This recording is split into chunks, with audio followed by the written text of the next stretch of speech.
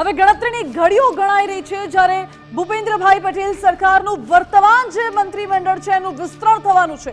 જો કે હાલના જે તમામ મંત્રીઓ છે તમામ મંત્રીઓ પાસેથી રાજીનામા લઈ લેવામાં આવ્યા છે। મુખ્યમંત્રી સિવાયના તમામ મંત્રીઓએ રાજીનામા આપી દીધા છે અને હવે આગામી સમયમાં જે નવા મંત્રીઓ કોણ બનશે તેને લઈને હજુ પણ અસમંજસની સ્થિતિ છે। જો કે આજે કતલની રાત માનવામાં આવી રહી છે કારણ કે રાત સુધીમાં ચિત્ર સ્પષ્ટ થવાનું છે કે હવે નવા મંત્રીમંડળમાં કોનું નામ સામેલ થશે। મુખ્યમંત્રી ભૂપેન્દ્ર પટેલની હાલમાં થોડી વાર પહેલા જે બેઠક મળી હતી વર્તમાન મંત્રીમંડળ સાથે, એ બેઠકમાં તમામ મંત્રીઓના રાજીનામા લઈ લેવામાં આવ્યા છે અને સીએમએ એવું કહ્યું છે કે મોવડી મંડળના નિર્ણય પ્રમાણે રાજીનામા લેવામાં આવ્યા છે। હવે આ જે મંત્રીઓના રાજીનામા લેવામાં આવ્યા છે એમાંથી કયા મંત્રીઓ આવતીકાલે શપથ લેવાના છે, એનો મતલબ કે કયા મંત્રીઓ રિપીટ થવાના છે, એ તો સૌથી મોટો ચર્ચાનો વિષય છે। પરંતુ સાથે સાથે કયા મંત્રીઓને પડતા મૂકવામાં આવી શકે છે અને ત્યારબાદ શું પ્રોસિજર હશે એની પણ ચર્ચાઓ થઈ રહી છે। મહત્વપૂર્ણ છે કે આજે રાત્રે 8 વાગે સંભવિત રીતે ભૂપેન્દ્ર પટેલની જે સરકારના તમામ ધારાસભ્યો છે 162 જેટલી સંખ્યા છે એ તમામ ધારાસભ્યો સાથે આજે રાત્રે બેઠક મળી શકે છે અને ત્યારબાદ સીએમ રાજ્યપાલને જે નવા મંત્રીઓ શપથ લેવાના છે તેમની યાદી સોંપી શકે છે। એટલે આજે રાત સુધીમાં ચિત્ર સ્પષ્ટ થઈ જશે કે કયા મંત્રીઓ કયા ધારાસભ્યો નવા મંત્રીમંડળમાં શપથ લેશે, સામેલ થશે।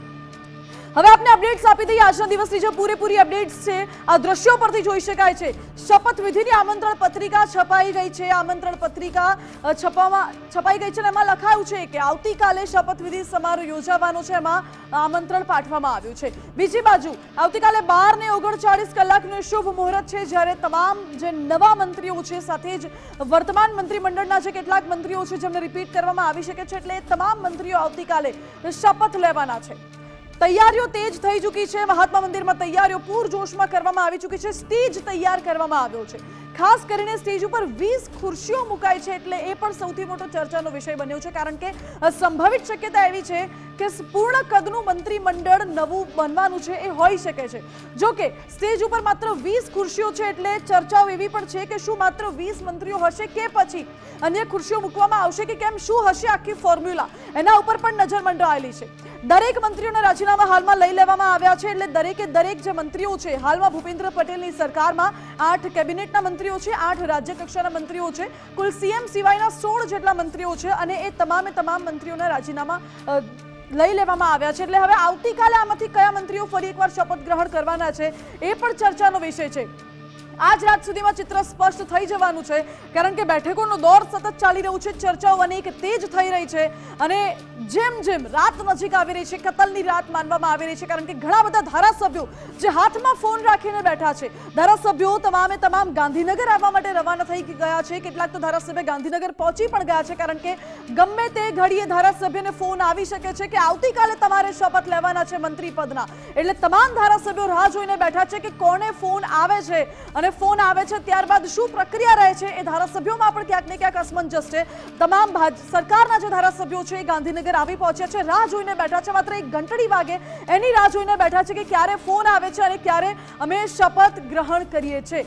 મંત્રીમંડળના વિસ્તરણનું હવે કાઉન્ટડાઉન શરૂ થઈ ચૂક્યું છે। આવતીકાલે નવા મંત્રીઓ શપથ લેવાના છે, સાથે જૂના કેટલા મંત્રીઓ શપથ લેવાના છે એના ઉપર પણ નજર મંડરાયેલી છે। જો કે કાઉન્ટડાઉન શરૂ થઈ ગયું છે। મુખ્યમંત્રી સિવાય આખા મંત્રીમંડળનું રાજીનામું લઈ લેવામાં આવ્યું છે। કુલ 16 જેટલા મંત્રીઓ, ગૃહ રાજ્યમંત્રી હર્ષભાઈ સંઘવી, કૃષિ મંત્રી રાઘવજી પટેલ, તમામે રાજીનામું આપી દીધું છે। હવે આમાંથી કયા મંત્રીઓ રિપીટ થાય છે આવતીકાલે એ પણ એક સવાલ છે। બીજી બાજુ જે મંત્રીઓ આવતીકાલે રિપીટ થવાના છે એમને ખાતાની વહેંચણી કયા પ્રકારે થશે? શું હાલનું જે ખાતું હતું એ જ યથાવત, એ જ કન્ટિન્યુ રહેશે કે પછી નવું ખાતું ફાળવવામાં આવશે? એ પણ સવાલ છે। અત્યારે જે મુખ્યમંત્રી ભૂપેન્દ્ર પટેલનું જે મંત્રીમંડળ હતું એ સૌથી નાના કદનું મંત્રીમંડળ હતું, એટલે હવે નવું મંત્રીમંડળનું કદ કેટલું હશે એ પણ સવાલ છે। અત્યારે જે નાના કદનું મંત્રીમંડળ હતું એટલે મોટા ભાગના મંત્રીઓ પાસે એક કરતા વધારે ખાતા હતા, એક કરતા વધારે જવાબદારીઓ હતી, એટલે હવે આગામી સમયમાં મંત્રી પાસે કેટલા ખાતા રહેશે, કેટલી જવાબદારીઓ રહેશે એના પર પણ અત્યારે નજર મંડરાયેલી છે।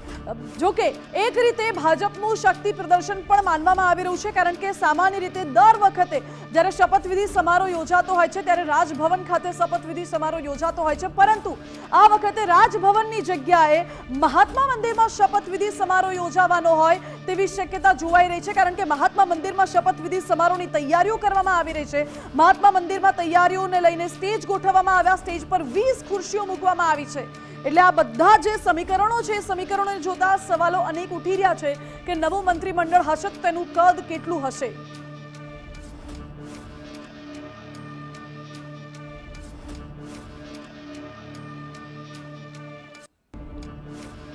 સવાલો અનેક ઉઠી રહ્યા છે, ચર્ચાઓ અનેક અત્યારે તેજ થઈ રહી છે. જોકે આનો જવાબ મેળવીશું, વાત કરીશું વરિષ્ઠ પત્રકાર ધૈવત ત્રિવેદી સાથે. ધૈવતભાઈ અમારી સાથે જોડાઈ ગયા છે. ધૈવતભાઈ, સ્વાગત છે આપનું ગુજરાત ફર્સ્ટમાં.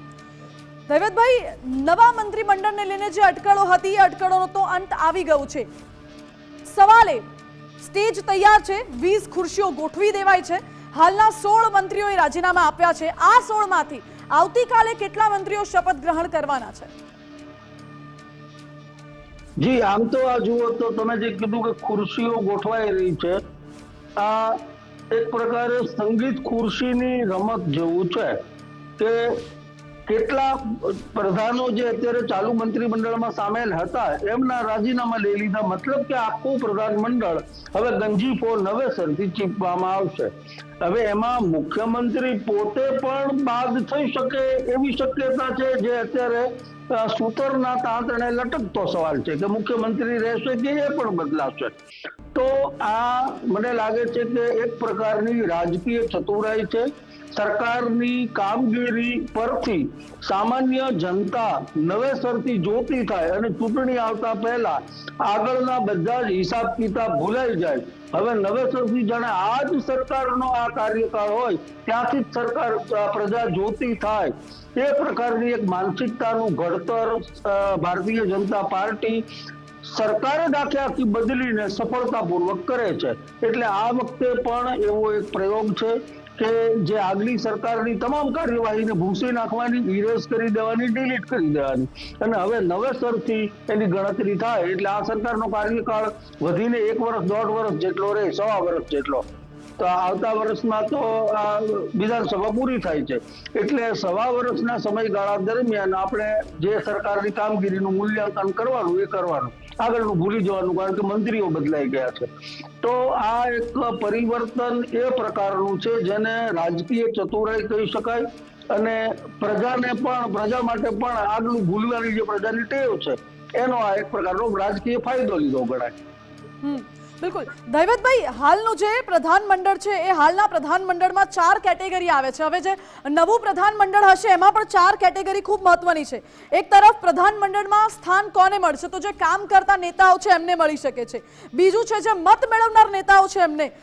ત્રીજું જે કોંગ્રેસમાંથી ભાજપમાં જોડાયા છે પરંતુ એક શરત સાથે, એક વાયદા સાથે, કમિટમેન્ટ લઈને જોડાયેલા હતા કે અમે ભાજપમાં આવશું ત્યારબાદ અમે આટલા કામ કરીશું પછી તમે અમને આ પદ આપજો. એક એ કેટેગરી છે અને એક એ છે કે જેને અમુક નેતાઓને સાચવવા પડે કે પછી જબરદસ્તી આપવું પડે એ ટાઈપનું એક કેટેગરી છે. કઈ કેટેગરીને વધારે પ્રાધાન્ય આપવામાં આવી શકે છે? આપનું આંકલન શું કહે છે? પ્રધાનમંડળમાં અત્યારે તો સંખ્યા પણ મોટા પ્રમાણમાં, મતલબ આગલા પ્રધાનમંડળની સરખામણીમાં આ પ્રધાનમંડળ મોટું હશે અને એની સંખ્યા વધારે હશે. ગુજરાતમાં સંસદીય સચિવની પ્રણાલી બહુ ઓછો ઉપયોગ થયો છે, જે મંત્રી સમકક્ષનો હોદ્દો ગણાય છે અને એ સંસદીય સચિવ પણ આ વખતે મોટી સંખ્યામાં જોવા મળે એવું બની શકે. તમે જે કેટેગરીની વાત કીધી એ ચોક્કસ પ્રમાણે સાચી છે, કારણ કે આમાં કેટલાક એક કેટેગરી એવી છે મોક્ષ માર્ગીય કેટેગરી કે જેને પ્રધાનમંડળમાં એકવાર સમાવવામાં આવે એટલે એમની રાજકીય અભિપ્તા, રાજકીય મહત્વાકાંક્ષાની પૂર્ણાહુતિ થાય. તો આ કેટેગરીમાં એક કેટેગરી એવી પણ ઉમેરવી પડશે કે જેને એકવાર મંત્રી બનાવી દો પછી નિવૃત્ત થઈ જશે. તો એવી કેટેગરી પણ આમાં ઉમેરવી પડશે. કોંગ્રેસની તમે જે વાત કરી, કોંગ્રેસમાંથી જે લોકોને જોડ્યા છે અને એ લોકોને કમિટમેન્ટ આપવામાં આવ્યું છે કે મંત્રીમંડળનું, તો હવે બાકી રહે છે વર્ષ 1.25 વર્ષ. તો ભલે વર્ષ 1.25 વર્ષ સુધી એ પણ લાલ લાઇટ વાળી ગાડીમાં બેસી રહે અને લીલી પેનથી સાઇન કરવાની પોતાની રાજકીય આકાંક્ષા પૂરી કરે. આવતી ચૂંટણીમાં એમને ટિકિટ મળે છે કે કેમ એ ત્યારનો પ્રશ્ન છે, પરંતુ અત્યારે એમની આ એક મહત્વાકાંક્ષા સંતોષી દેવામાં આવે એટલે આ શક્યતા છે. એવા પણ કેટલાક નેતાઓ છે. કેટલાક એવા નેતા મને લાગે છે કે ભારતીય જનતા પાર્ટી પ્રયોગ કરી શકે, કારણ કે ગુજરાતમાં આ વિધાનસભામાં ભારતીય જનતા પાર્ટી અભૂતપૂર્વ ઐતિહાસિક સંખ્યાબળ ધરાવે છે ગુજરાતમાં રાજકીય પડકારની બહુ પ્રમાણમાં મર્યાદિત છે. ગુજરાતની જનતા લાંબા સમયથી ભારતીય જનતા પાર્ટીને સ્પષ્ટ બહુમત આપવા ટેવાયેલી છે. આવતી ચૂંટણીમાં પણ ભારતીય જનતા પાર્ટી પોતાનો વિજય નિશ્ચિત માનતી હોય. બેઠકોની સંખ્યામાં વધઘટ થઈ શકે, ચોક્કસ થઈ શકે. સરકાર ભારતીય જનતા પાર્ટીની રચાય એવો ભાજપને વિશ્વાસ હોય તો ભાજપ આ વખતે કેટલાક એવા કોરી સ્લેટ ધરાવતા યુવા નેતાઓને, મહિલાઓને મોટા પ્રમાણમાં તક આપે એવી પૂરી શક્યતા હું જોઈ રહ્યો છું. આપણે જાણીએ છીએ કે રાજસ્થાન, મધ્યપ્રદેશ, ઇવન પહેલી વાર જયારે મહારાષ્ટ્રમાં ભારતીય જનતા પાર્ટી અને શિવસેનાનું ગઠબંધન હતું ને જે સરકાર રચાઈ હતી, હરિયાણામાં મનોહરલાલ ખટ્ટરને નીમવામાં આવેલા હતા. આ બધા જ નિર્ણયો એવા હતા જે સ્થાનિક રાજકારણની જે પરિપાટી હતી, દ્રઢ હતી કે હરિયાણામાં તો જાટ સિવાય કોઈ મુખ્યમંત્રી બને જ નહીં, એવું જે વ્યાપક માન્યતાની વિરુદ્ધ જઈને મનોહરલાલ ખટ્ટરને બનાવવામાં આવ્યા. મહારાષ્ટ્રમાં મરાઠા સમીકરણની પરંપરાને વિસરીને દેવેન્દ્ર ફડણવીસને લાવવામાં આવ્યા. એ જ રીતે રાજસ્થાન અને મધ્યપ્રદેશમાં પણ અત્યારે એવી પરિસ્થિતિ છે. મુખ્યમંત્રી પદે અથવા તો મંત્રીમંડળના મહત્વના વિભાગોમાં એવી વ્યક્તિઓ છે, એવા નેતાઓ છે જેમની ચર્ચાઓ ઓછી હતી. ગુજરાતમાં પણ મને લાગે છે કે આવતી ટર્મને ધ્યાનમાં રાખીને કેટલાક એવા નેતાઓને પણ, આમ યુવા નેતાઓને પણ સામેલ કરવામાં આવે જેમને અત્યારે એક અનુભવ એમના માટે નેટ પ્રેક્ટિસ બની રહેશે આ 1.5 વર્ષ. બિલકુલ, એટલે યુવા નેતાઓને પ્રાધાન્ય આપવામાં આવી શકે છે, મહિલાઓને પણ પ્રાધાન્ય આપવામાં આવી શકે છે. જો કે જે મહત્વના સમાચાર સામે આવ્યા એમાંથી સીએમએ એવું કહ્યું હતું તમામ જે મંત્રીઓના રાજીનામા લઈ લેવામાં આવ્યા છે. બેઠક પૂર્ણ થઈ ત્યારબાદ સીએમએ એવી જાણકારી આપી અને કહ્યું કે હાઈકમાન્ડના નિર્ણયથી આ રાજીનામા આપવા માટે કહેવામાં આવ્યું છે. તમામ મંત્રીઓના રાજીનામા લઈ લેવામાં આવ્યા છે. મંત્રીઓ નિવાસસ્થાને જવા માટે રવાના પણ થઈ ચૂક્યા હતા. અમારા એસોસિએટ એડિટર ધર્મેશ વૈદ્ય પણ જોડાઈ ગયા છે અમારી સાથે. ધર્મેશ, મહાત્મા મંદિર ખાતે તૈયારીઓ કરી લેવામાં આવી છે. લગભગ બહુ જ લાંબા સમય બાદ એવું બની રહ્યું છે કે રાજભવનની જગ્યાએ મહાત્મા મંદિરમાં શપથ ગ્રહણ સમારોહ યોજાશે. એક તરફ શક્તિ પ્રદર્શન અને બીજી તરફ મંચ ઉપર માત્ર 20 ખુરશીઓ ગોઠવવામાં આવી છે. એટલે ચર્ચાઓ એવી જાગી છે કે હવે નવા મંત્રીમંડળનું કદ કેટલું હશે અને એમાંથી જૂનામાંથી કેટલા ફરીવાર શપથ લેશે. હા માનસી, લાંબા સમયે જે તમે વાત કરી, લાંબા સમયે મંત્રીમંડળનું વિસ્તરણ થવાનું છે, વાત વાસ્તવિકતા દેખાઈ રહી છે. અત્યાર સુધી આપણે ગમે ત્યારે કહેતા, જ્યારે સીએમ કોઈ કે પ્રદેશ પ્રમુખ CR પાટીલ જે તે સમયે કાર્યરત હતા, ત્યારે જેવા દિલ્હી જાય એટલે આપણે કહેતા મંત્રીમંડળનું વિસ્તરણ થશે. પણ એ બધી જ વાત અફવા સાબિત થતી. ખરેખર વાસ્તવિકતા એ છે કે કલાક પહેલાં મુંબઈથી આવેલા મુખ્યમંત્રીને તમામ મંત્રીઓ, જે કેબિનેટ અને રાજ્ય કક્ષાના મંત્રીઓએ તમામે રાજીનામા સુપ્રત કર્યા છે.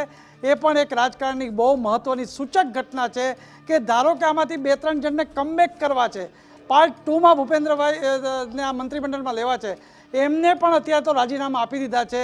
એટલે કહી ખુશી કહી ગમ જેવો માહોલ ગાંધીનગરના સદસ્ય નિવાસમાં તો અત્યારે જોવા મળી રહ્યો છે. વાત કરી રાજભવન અને જ્યારે ભૂપેન્દ્રભાઈની પ્રથમ ટર્મનું જે શપથવિધિ હતી એ હેલિપેડ ગ્રાઉન્ડમાં હતી.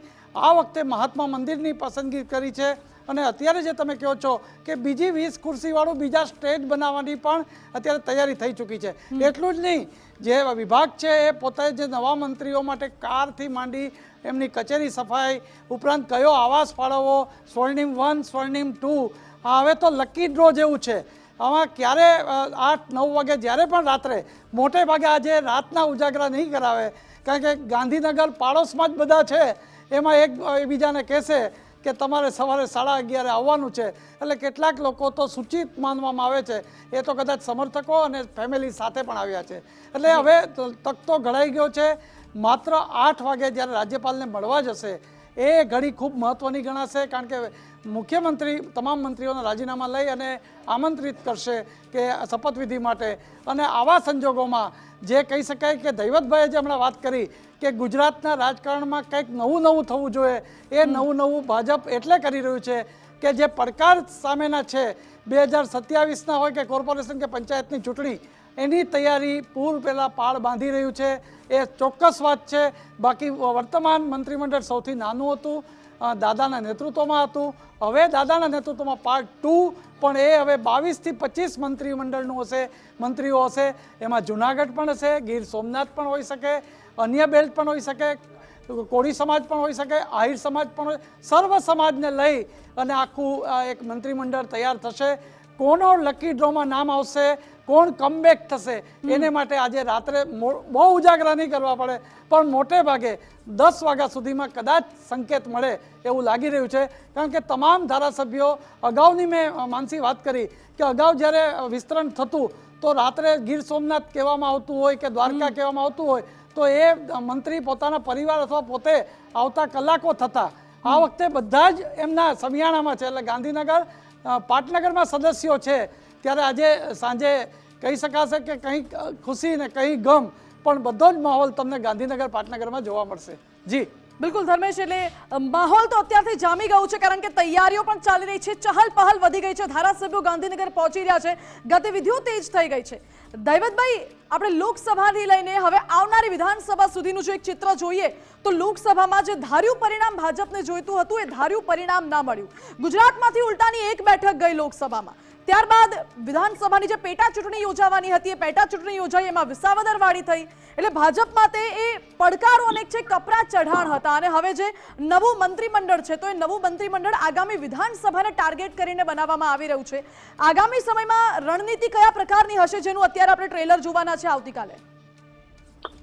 સૌથી પહેલા તો એક જ સૌથી મોટું પરિવર્તન જે અત્યારે પ્રભાવક બની રહ્યું છે અને એ પરિવર્તન છે વિસાવદર. વિસાવદરની પેટા ચૂંટણી નાનકડી પેટા ચૂંટણી હતી ને એક જ બેઠક પૂરતી મર્યાદિત હતી, ને છતાં પણ ત્યાં આમ આદમી પાર્ટીના ગોપાલ ઇટાલિયાને વિજય મળ્યો. એની અસર અત્યારે વ્યાપક પ્રમાણમાં સૌરાષ્ટ્રમાં અને ખાસ કરીને ગ્રામ્ય વિસ્તારમાં જોવા મળે છે. એમાં છેલ્લામાં છેલ્લી બોટાદની ઘટના, જે ખેડૂતોના કડદાના પ્રશ્ને, જે માર્કેટ યાર્ડમાં જે કડદા પ્રથા હોય છે ખેડૂતોનો માલ ખરીદવાની, એની સામે વિરોધ થયો. આ બધા જ પરિબળો જોતા સૌરાષ્ટ્રમાં ભારતીય જનતા પાર્ટી સામે એક મોટો પડકાર ઊભો થાય એવું બને. પરંતુ એ પડકાર એટલો મોટો બની શકે કે સત્તા પરિવર્તન થઈ જાય એવું માનવાને કોઈ કારણ નથી. હું આને એક રાજકીય પક્ષ તરીકે ભારતીય જનતા પાર્ટીની પરિપક્વતા માનું છું કે એ નાનામાં નાના પડકારને પણ ગંભીરતાપૂર્વક લે છે. બાકી બીજો કોઈ પક્ષ હોય તો કદાચ એટલી બેદરકારીમાં રહી શકે, પરંતુ ભારતીય જનતા પાર્ટી એ સમજે છે કે ટીપે ટીપે સરોવર ભરાય તો ટીપે ટીપે ખાલી થઈ જાય. અત્યારે એક ટીપું વિસાવદરનું નીકળ્યું છે તો આવતી ચૂંટણીમાં એવા 15 ટીપા કદાચ નીકળી શકે ભારતીય જનતા પાર્ટી નામના સરોવરમાંથી. એવું ન થાય એટલા માટે ભારતીય જનતા પાર્ટી અત્યારે સંપૂર્ણપણે એવું ફોકસ કરશે કે દરેક જિલ્લાને અને દરેક જ્ઞાતિ સમુદાયને આમાં પ્રતિનિધિત્વ મળે, એટલે એ જ્ઞાતિ સમુદાયને પોતાનું પ્રતિનિધિત્વ સરકારમાં છે એવી લાગણી મજબૂત બને. બીજું તમે જોજો, આ મંત્રીમંડળમાં કોણ થશે એ તો હમણાં થોડા સમયમાં આપણને ખબર પડશે, પરંતુ નિશ્ચિતપણે કહી શકાય એવી વાત એ હશે કે નવા વરાયેલા તમામ મંત્રીઓનું એમના સમાજમાં આગામી આ દિવાળીથી શરૂ કરીને પછીના 1 મહિના 2 મહિના સુધી સતત સ્વાગત સમારંભો આપણને જોવા મળશે. આ અત્યારથી નક્કી થયેલી બ્લુપ્રિન્ટ છે કે જે સમાજના મંત્રીને, જે સમાજના નેતાને મંત્રીમંડળમાં સમાવવામાં આવે એ સમાજમાં પણ એ સંદેશો વ્યાપક પ્રમાણમાં જવો જોઈએ કે ભારતીય જનતા પાર્ટીએ તમારા સમાજને પ્રતિનિધિત્વ આપ્યું, તમારા અવાજને મહત્વનો ગણ્યો. આ હેતુ જ એ છે કે જે કંઈ થોડી ઘણી પણ ભારતીય જનતા પાર્ટીની મજબૂત વોટ બેંક છે એ ગાંસડી થોડીક ઢીલી પડી છે. અત્યારે વિસાવદરની ઘટનાના પગલે લોકોના મનમાં પરિવર્તનની એક ખ્વાહિશ ઊભી થતી જાય છે, તો એ ખ્વાહિશ નબળી પડી જાય અને ફરીથી ગાંસડી, એક કમિટેડ વોટ બેંકની ગાંસડી સજ્જડ વસાઈ જાય. એટલા માટે આ મંત્રીમંડળનું પરિવર્તન થશે અને દરેક સમાજ, દરેક જિલ્લાને એમાં પૂરતું પ્રતિનિધિત્વ પણ હશે, પૂરતું વજન પણ હશે. બિલકુલ, એટલે અસમંજસ એ છે કે કોનું પ્રમોશન થવાનું છે અને કોનું ડિમોશન થવાનું છે. ધર્મેશ, દરેક જગ્યાએ એ ચર્ચાઓ છે અને દરેક સમાજની પણ એ લાગણી છે કે અમારા સમાજના પ્રતિનિધિ હોય તો અમને વધારે સરળતા રહે, અમને સગવડતા મળે.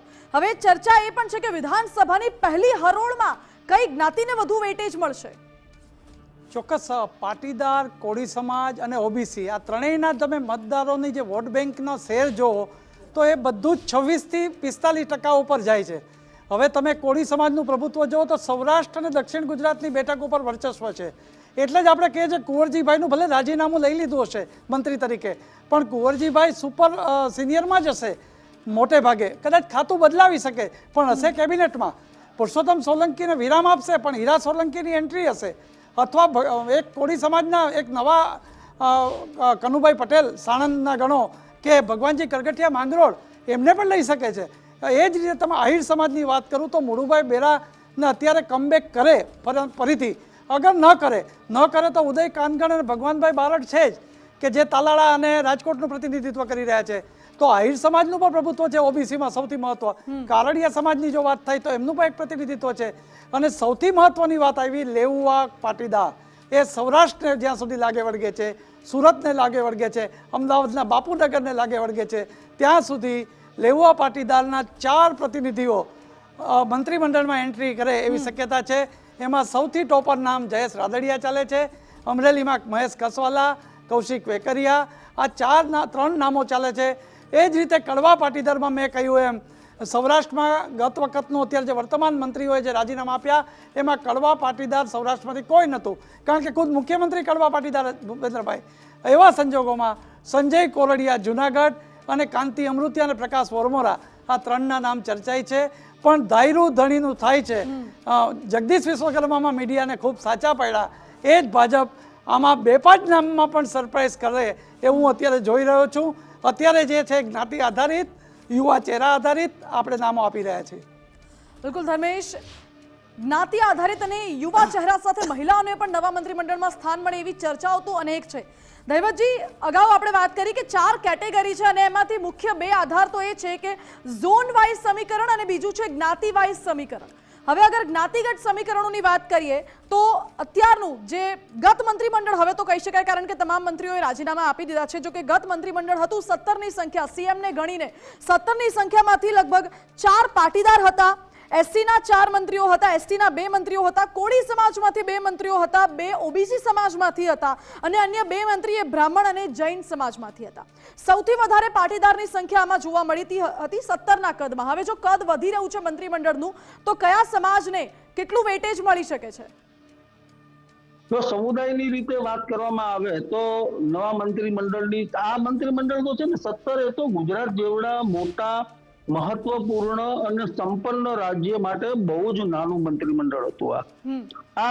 આટલું નાનું મંત્રીમંડળ આ પહેલા 1-2 અપવાદરૂપ કિસ્સાને બાદ કરતા ગુજરાતે જોયું નથી. એટલે આજે આપણે જે સૌરાષ્ટ્રની ભાષામાં કહીએ ને તો આ તો થૂંકના સાંધા કહેવાય. એ પ્રકારનું મંત્રીમંડળ હતું. મંત્રીમંડળની રચના થઈ ત્યારે જ એવું માનવામાં આવતું હતું કે ઝડપભેર વિસ્તરણ થવું, ઝડપભેર નથી થયું અને આ ચૂંટણી આડે 1.25 વર્ષ બાકી છે ત્યારે થઈ રહ્યું છે. એટલે હજુ મને આ વખતે મને લાગે છે કે 40ની સંખ્યા સુધી, 35 થી 40ની સંખ્યા સુધી પણ મંત્રીમંડળ પહોંચે, જેમાં સંસદીય સચિવ પણ સમાવાઈ ગયા છે. હવે તમારા સવાલની વાત કરીએ કે એમાં જ્ઞાતિ કે એ જોઈએ તો ઓબીસી સમુદાય સૌથી મોટો હશે, પરંતુ ઓબીસી એ કોઈ એક જ્ઞાતિ નથી. ઓબીસી સમુદાય એ અનેક જ્ઞાતિઓનો સમૂહ છે. એટલે એમાં પણ જે પ્રભાવક જ્ઞાતિ છે સૌથી વધુ એ કોળી સમુદાય છે. કોળી અને ઠાકોર સમુદાય, આહિર સમુદાય, કારડિયા સમાજ, આ રાજકીય રીતે જાગૃત સમાજ છે કે એમની સંખ્યા પણ એટલી પ્રભાવક છે. એટલે એ આ 4 સમાજ સૌથી પ્રથમ હરોળમાં હશે, જેને આપણે ભેગા કરીને ઓબીસી ગણી શકીએ. તો સંખ્યાની રીતે આ 4 સમુદાયનો ટોટલ સૌથી વધુ હશે. બીજા નંબરે લેવા પાટીદાર હશે અને લેવા પાટીદારમાં પણ સૌરાષ્ટ્રનું પ્રતિનિધિત્વ મોટા પ્રમાણમાં હોય. હમણાં ધર્મેશભાઈએ જે નામ ગણાવ્યા એમાં સૌથી પ્રમુખ નામ જે નિર્વિવાદ છે, આ મંત્રીમંડળના વિસ્તરણની ચર્ચા વિદ્યાર્થી એક નામ કોઈ તર્ક કોઈ વજૂદ જરૂર જ નથી, જેના માટે નિર્વિવાદ છે. આ નામ છે જયેશ રાદડિયા. બાકીના નામોમાં વધઘટ થાય. તમે 5નું લિસ્ટ આપશો, ધર્મેશભાઈ 15નું લિસ્ટ આપશે, હું 20નું લિસ્ટ આપીશ. આ નામ આપણા ત્રણેયમાં કોમન હશે. એટલે જયેશ રાદડિયા નિશ્ચિત છે. હવે અમરેલી જિલ્લામાંથી તમામ બેઠકો ઉપર ભારતીય જનતા પાર્ટીને પ્રતિનિધિત્વ મળ્યું છે. પાટીદાર પ્રભાવક વિસ્તાર છે અને ગોપાલ ઇટાલિયન ફેક્ટરની અસર ખાળવા માટે ત્યાં 2 યુવા નેતાઓ પણ છે, મહેશ કસવાલા અને કૌશિક રાદડિયા. એ બંનેને તક મળે છે કે બેમાંથી કોઈ એકને, એ જોવું રસપ્રદ છે. પણ મને લાગે છે કે હાલના તબક્કે મહેશ કસવાલા વાલાનું નામ હું નિશ્ચિત ગણી શકું, અને કારણ કે કૌશિક વેકરિયા ઓલરેડી નાયક દંડકની ભૂમિકામાં તો છે જ. જીતુ વાઘાણી મને લાગે છે કે આ મંત્રીમંડળમાં સમાવેશ થવો જોઈએ, કારણ કે યુવા મોરચાથી માંડીને પ્રદેશ પ્રમુખ અને કેબિનેટ મંત્રી સુધીની જવાબદારી સંભાળી ચૂક્યા છે. સળંગ 3 ટર્મથી ભાવનગર પશ્ચિમમાંથી જીતે છે, અને પાટીદાર સમાજમાં એમનો એક અવાજ છે, એમનું એક મહત્વનું સ્થાન છે. એ જોતા પાટીદાર સમાજ એટલે જયેશ રાદડિયાનો જે વિસ્તાર છે એ સિવાયનો વિસ્તાર ભાવનગર અને અમરેલી જિલ્લો, જેના થકી સુરત પણ સૌરાષ્ટ્રમાં ગણાય, સુરતનો બહુ મોટો વિસ્તાર, એ ભાવનગર, અમરેલી અને કંઈક અંશે જુનાગઢ. સુરતના પાટીદારોમાં પણ જયેશ રાદડિયાની સરખામણીમાં જીતુ વાઘાણીનું કદ થોડું વધારે માની શકાય. જયેશ રાદડિયા પોતે પોતાના બળબૂતા ઉપર છે, સહકારી અગ્રણી છે, અને રાજકોટ, પોરબંદર, જુનાગઢ આ 3 જિલ્લામાં એમની અસર છે. તો જીતુ વાઘાણી ભાવનગર અને અમરેલીના પાટીદારોમાં પણ અસર ઊભી થાય એટલા માટે જીતુ વાઘાણી પણ મંત્રીમંડળમાં હોઈ શકે છે. એટલે આ 4 સમુદાય મોટા ગણવા પડશે, જેમાં ઓબીસીના 4 સમુદાય, કોળી, ઠાકોર, આહિર અને કારડિયા સમાજ, લેવા પાટીદાર સમાજ, આ પાંચ જ્ઞાતિ સમુદાય એની બહુમતી હશે મંત્રીમંડળમાં. બિલકુલ, એટલે અનેક અસમંજસ છે, અનેક ચર્ચાઓ છે કે કોને સ્થાન મળી શકે છે અને કોને નહીં. જો કે આજ રાત સુધીમાં ચિત્ર સ્પષ્ટ થઈ જવાનું છે. ધર્મેશ અને ધૈવતભાઈ, આપ બંનેનો ખૂબ ખૂબ આભાર અમારી સાથે જોડાવા માટે. મહત્વપૂર્ણ છે કે આજની રાત જે કતલની રાત માનવામાં આવે છે, પરંતુ સંભવિત રીતે આજે રાત્રે 9 કે 10 વાગ્યા સુધીમાં ચિત્ર સ્પષ્ટ થઈ જશે કે નવા કયા ધારાસભ્યો હશે જેમને મંત્રીમંડળમાં સ્થાન મળવાનું છે. આજે રાત સુધીમાં એ તમામ ધારાસભ્યોને ફોન પહોંચી જવાનો હોય તેવી પણ માહિતી સૂત્રો પાસેથી મળી રહી છે. આજે રાત સુધીમાં સીએમ એ જે નવા મંત્રીઓ શપથ લેવાના છે એમની યાદી રાજ્યપાલને સોંપે તેવી પણ એક સંભાવના છે. અને આવતીકાલે જ્યારે શપથવિધિ સમારોહ યોજાશે ત્યારે કેટલાક કેન્દ્રીય મોટા નેતાઓ પણ ઉપસ્થિત રહે તેવી પણ સંભાવના છે. જો કે પડેપડની અપડેટ્સ પર નજર રહેશે. પડેપડની અપડેટ્સ મંત્રીમંડળ વિસ્તરણને લઈને આપના સુધી સૌથી પહેલા સૌથી સચોટ ગુજરાત ફર્સ્ટ પહોંચાડશે. આ સાથે જ બુલેટિનમાં અત્યારે બસ આટલું જ. વધુ સમાચાર માટે આપ જોતા રહો ગુજરાત ફર્સ્ટ. નમસ્કાર.